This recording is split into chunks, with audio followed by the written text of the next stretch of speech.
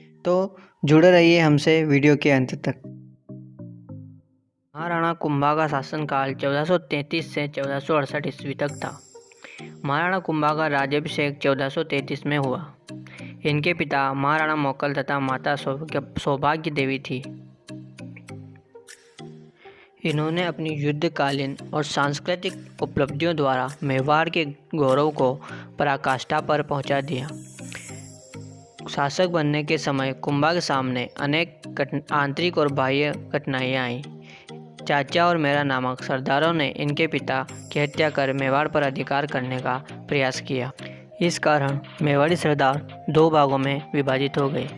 एक गुट महाराणा कुंभा के समर्थक में था तथा दूसरा उनके विरोधी चाचा मेरा व महप्पा पवार के समर्थक में था।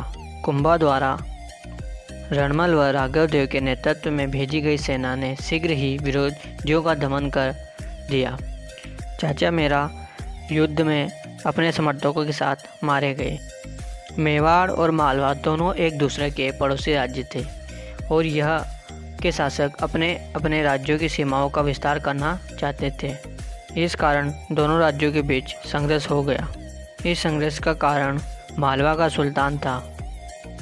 उसने मोकल के हत्यारे महप्पा पवार को अपने यहाँ शरण दी थी।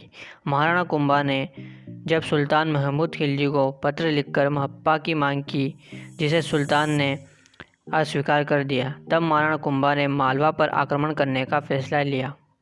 1437 ईस्वी में सारंगपुर नामक स्थान पर दोनों की सेनाओं के बीच घनघोर युद्ध हुआ, जिसमें सुल्तान पराजित होकर भाग गया, किंतु कुंभा ने उसे घेर लिया और 6 माह तक सुल्तान को चित्तौड़ में कैद रखने के बाद शर्त के साथ रिहा कर दिया। कुछ समय पश्चात महमूद ने अपनी सेना के साथ चित्तौड़ पर अधिकार करने का प्रयास किया, किंतु उसमें वह असफल रहा। 1446 ईस्वी में एक बार फिर मांडलगढ़ और चित्तौड़ पर अधिकार करने का प्रयास किया, लेकिन उसे फिर भी सफलता नहीं मिली। महमूद खिलजी ने 1456 में मांडलगढ़ पर अधिकार करने के लिए अंतिम प्रयास किया, लेकिन फिर भी उसे सफलता हासिल नहीं हुई। मालवा मेवाड़ के बीच चलने वाले संघर्ष में सिरोही व गुजरात की राजनीतिक स्थिति ने मेवाड़ गुजरात के बीच युद्ध को आवश्यक बना दिया। 1456 ईस्वी में फिरोज खां की मृत्यु के बाद उसका पुत्र शमस खां नागौर का शासक बना।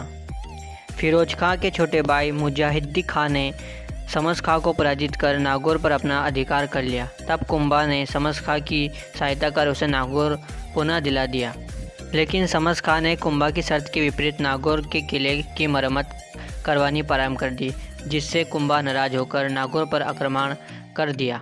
शमस खां ने गुजरात के सुल्तान कुतुबुद्दीन के साथ अपनी पुत्री का विवाह कर उससे सहायता मांगी। 1456 ईस्वी में चंपानेर नामक स्थान पर हुई आशय संधि के बाद कुतुबुद्दीन ने आबू पर अधिकार कर चित्तौड़ की तरफ बढ़ा तथा महमूद खिलजी ने मालवा की तरफ से मेवाड़ पर आक्रमण किया, किंतु महाराणा कुंभा ने दोनों को पराजित कर दिया।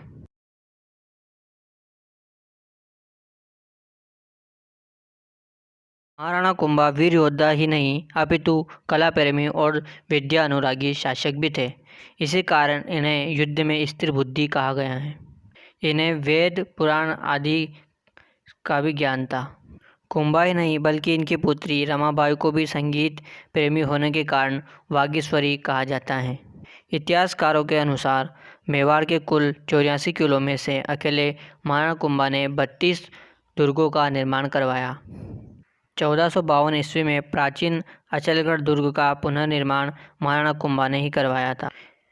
इन्होंने कुंभलगढ़ दुर्ग का परकोटा 36 किलोमीटर लंबा बनाया, जो चीन की दीवार के बाद विश्व की सबसे लंबी दीवार मानी जाती है। रणकपुर पाली का प्रसिद्ध जैन मंदिर कुंभा ने ही धारण शाह के द्वारा बनाया था। चित्तौड़ दुर्ग के भीतर स्थित 9 मंजिला और 122 फीट ऊंचे विजय स्तंभ का निर्माण महमूद खिलजी पर विजय की स्मृति में महाराणा कुंभा ने करवाया था। विजय स्तंभ में अनेक हिंदू देवी देवताओं की कलात्मक मूर्तियां उत्कीर्ण की गई हैं। इसके मुख्य द्वार पर भगवान विष्णु की प्रतिमा होने के कारण इसे विष्णु ध्वज भी कहा जाता है। 1861 ईस्वी में स्वरूप सिंह के काल में विजय स्तंभ का पुनर्निर्माण करवाया गया। 1468 ईस्वी में महाराणा कुंभा वीरगति को प्राप्त हो गए।